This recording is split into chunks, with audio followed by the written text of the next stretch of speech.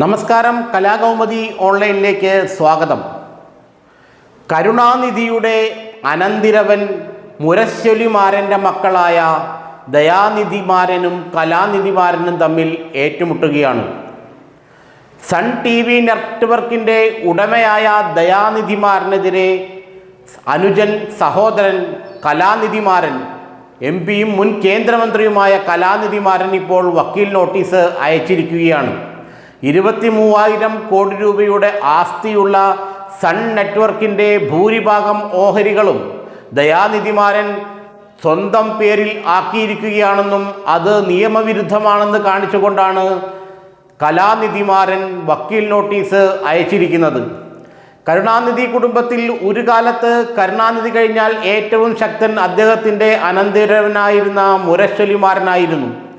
ത്യാഗരാജസുന്ദരം എന്നു പേരുള്ള മുരശ്ശൊലിമാരൻ DMKയുടെ മുഖപത്രമായ മുരശ്ശൊലിയുടെ പത്രാധിപരായിരുന്നു.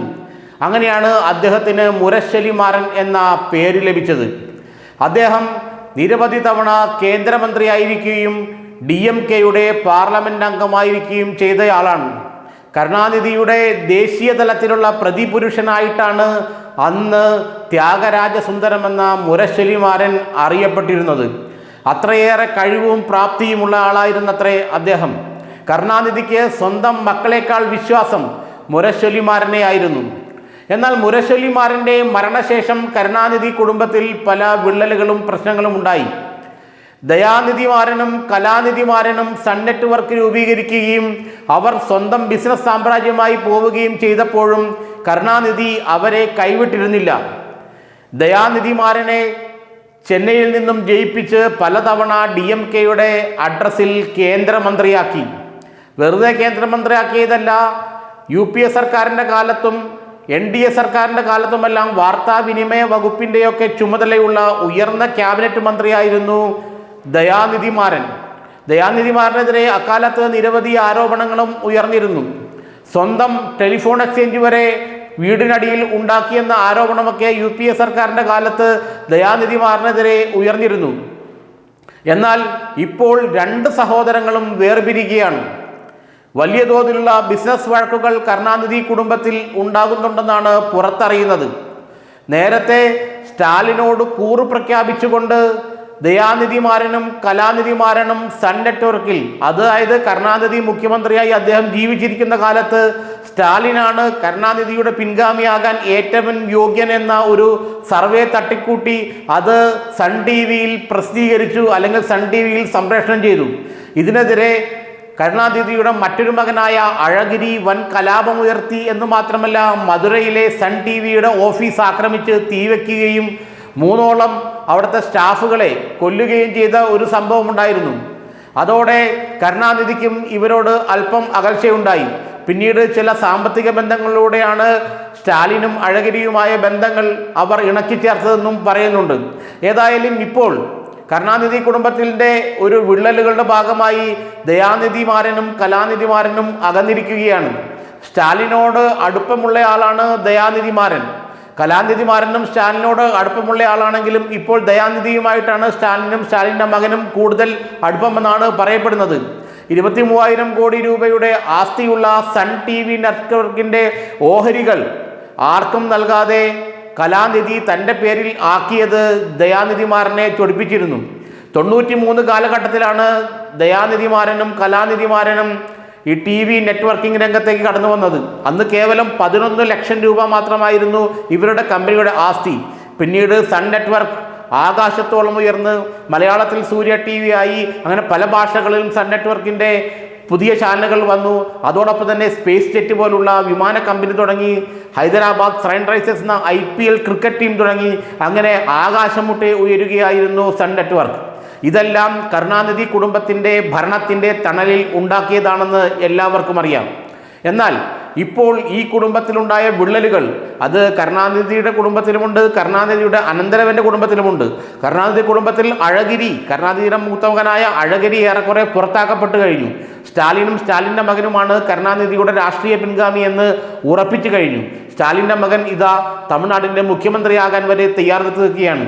സ്റ്റാലിൻ്റെ സഹോദരി കരുണാനിധിയുടെ ഏക മകളായ കന്നിമൊഴിയാകട്ടെ സ്റ്റാലിനൊപ്പം നിലയുറപ്പിച്ചുകൊണ്ട് പാർലമെന്റ് അംഗമായി തുടരുകയാണ്. ഏതായാലും കരുണാനിധി കുടുംബത്തിൽ അദ്ദേഹത്തിൻ്റെ മരണശേഷം വലിയ വലിയ വിള്ളലുകൾ, സാമ്പത്തിക പ്രശ്നങ്ങളെല്ലാം രൂപപ്പെട്ടിരുന്നു. അതിൻ്റെ ഭാഗമായാണ് ഇപ്പോൾ ദയാനിധിയും കലാനിധിയും തമ്മിലുള്ള ഉടക്ക് വരുന്നത്. ഇതിൽ BJP ചില കളികൾ കളിക്കുന്നുണ്ടെന്നും പറയപ്പെടുന്നുണ്ട്. കാരണം ദയാനിധിമാരന് BJP നേതൃത്വവുമായിട്ട് അടുപ്പമുണ്ടെന്നും അദ്ദേഹം പതിയെ BJPയിലേക്ക് പോകാൻ ആഗ്രഹിക്കുകയാണെന്നും പറയപ്പെടുന്നു. അങ്ങനെ വരുമ്പോൾ കരുണാനിധി കുടുംബത്തെ പൂട്ടുക എന്നുള്ള ഉദ്ദേശത്തോടു കൂടിയാണ് BJP ഇവർ തമ്മിലുള്ള വഴക്ക് വളർത്തിയെടുക്കുന്നതെന്നും സീരിയസ് ഫ്രോഡ് ഇൻവെസ്റ്റിഗേഷൻ ഏജൻസി അടക്കമുള്ള അതോ അല്ലെങ്കിൽ CBI അടക്കമുള്ള ഇൻകം ടാക്സ് അടക്കമുള്ള ഏജൻസികൾ, കേന്ദ്ര ഏജൻസികൾ തമിഴ്നാട്ടിലേക്ക് ഉറ്റുനോക്കിയിരിക്കുകയായിരുന്നു. ചെറിയ ഒരു പ്രശ്നമുണ്ടെങ്കിൽ സ്റ്റാലിൻ അടക്കമുള്ള കരുണാനിധി കുടുംബത്തെ മുഴുവൻ കൂട്ടാനുമുള്ള ആയുധങ്ങളുമായാണ് BJP നിലയുറപ്പിച്ചിരിക്കുന്നതെന്നും എല്ലാവർക്കും അറിയാം. അതിനിടയിലാണ് മാരൻ സഹോദരന്മാർ തമ്മിലുള്ള ഈ വലിയ ഏറ്റുമുട്ടൽ. കേവലം 2500 രൂപ വിലയുള്ള 12 ലക്ഷം ഓഹരികൾ കേവലം 10 രൂപയ്ക്ക് തൻ്റെ പേരിൽ ദയാനിധിമാരന് കൊടുക്കാതെ കലാനിധിമാരൻ മാറ്റിയെന്നും ഇപ്പോൾ ആ ഓഹരികൾക്ക് 100 കണക്കിന് കോടി രൂപയാണ് വിലയെന്നും അതുകൊണ്ട് ഓഹരികളുടെ അവകാശം തനിക്ക് കൂടി തരണമെന്നും ആവശ്യപ്പെട്ടാണ് ദയാനിധിമാരൻ വക്കീൽ നോട്ടീസ് അയച്ചിരിക്കുന്നത്. അത് ഇനി വലിയൊരു നിയമയുദ്ധത്തിലേക്ക് പോകാനാണ് സാധ്യത എന്നറിയുന്നു. അംബാനി സഹോദരന്മാർ തമ്മിലുണ്ടായ നിയമയുദ്ധത്തെ അനുസ്മരിപ്പിക്കും വിധമാണ് മാരൻ സഹോദരന്മാർ തമ്മിലുള്ള നിയമയുദ്ധം അരങ്ങേറാൻ പോകുന്നത്. ഏതായാലും കരുണാനിധി കുടുംബത്തിൽ വിള്ളലുകൾ കണ്ടു തുടങ്ങി. കരുണാനിധിയുടെ മകൻ സ്റ്റാലിൻ മുഖ്യമന്ത്രിയായ ശേഷം സ്റ്റാലിൻ്റെ പിൻഗാമിയായി ഉദയനിധി സ്റ്റാലിനെ പ്രഖ്യാപിക്കുകയും ചെയ്ത ശേഷമാണ് കരുണാനിധി കുടുംബത്തിൽ ഈ ഏറ്റുമുട്ടലുകൾ ഉണ്ടായത്. വരും ദിവസങ്ങളിൽ കരുണാനിധി കുടുംബത്തിൽ കൂടുതൽ വിള്ളലുകൾ പ്രത്യക്ഷപ്പെടുമെന്നും പരസ്യമായി പലരും രംഗത്തിറങ്ങാൻ സാധ്യതയുണ്ടെന്നുമൊക്കെ തമിഴ്നാട്ടിൽ നിന്നുള്ള മാധ്യമങ്ങൾ റിപ്പോർട്ട് ചെയ്യപ്പെടുന്നുണ്ട്. ഏതായാലും BJP തമിഴ്നാട്ടിൽ തങ്ങളുടെ അജണ്ട നടപ്പാക്കാൻ ഉറ്റുനോക്കിയിരിക്കുന്ന ഈ സാഹചര്യത്തിൽ മാരൻ കുടുംബത്തിലെ വഴക്കുകൾ വലിയ തോതിൽ അവർ രാഷ്ട്രീയമായി ഉപയോഗിക്കുമെന്ന കാര്യം ഉറപ്പാണ്. മുരശ്ശേരി മാരൻ്റെ മരണശേഷം യഥാർത്ഥത്തിൽ കരുണാനിധിക്ക് നല്ലൊരു രാഷ്ട്രീയ ഉപദേശകൻ ഇല്ലാതിരിക്കുകയായിരുന്നു. അതിൻ്റെ നഷ്ടം അദ്ദേഹത്തിന് മരണം വരെ ഉണ്ടാവുകയും ചെയ്തു. കാരണം ദേശീയ തലത്തിലും സംസ്ഥാന തലത്തിലുമെല്ലാം മുരശ്ശേരി മാരൻ അതികായനായൊരു നേതാവായിരുന്നു. അതികായനായ ദ്രാവിഡ നേതാക്കളിൽ 3-ാമത്തെയോ 4-ാമത്തെയോ ആളാണ് മുരശ്ശേരി മാരൻ എന്നാണ് പറയുന്നത്. അദ്ദേഹത്തിൻ്റെ മരണശേഷം കരുണാനിധിക്ക് രാഷ്ട്രീയമായി ഉപദേശം നൽകാൻ ആരും ഉണ്ടായില്ല എന്നുള്ള വിഷയവും ഇതിൻ്റെ ഭാഗമായി നമ്മൾ മനസ്സിലാക്കേണ്ടതാണ്. ഏതായാലും മാരൻ കുടുംബത്തിൽ ആരംഭിച്ച ഈ വിള്ളൽ, ഈ വഴക്ക് കരുണാനിധിയുടെ കുടുംബത്തിലേക്കും പടരാനുള്ള സാധ്യത, എന്ന് വെച്ചാൽ കരുണാനിധിയുടെ മക്കളിലേക്കും പടരാനുള്ള സാധ്യത വളരെയധികം ഉണ്ടെന്നാണ് രാഷ്ട്രീയ നിരീക്ഷകർ പറയുന്നത്.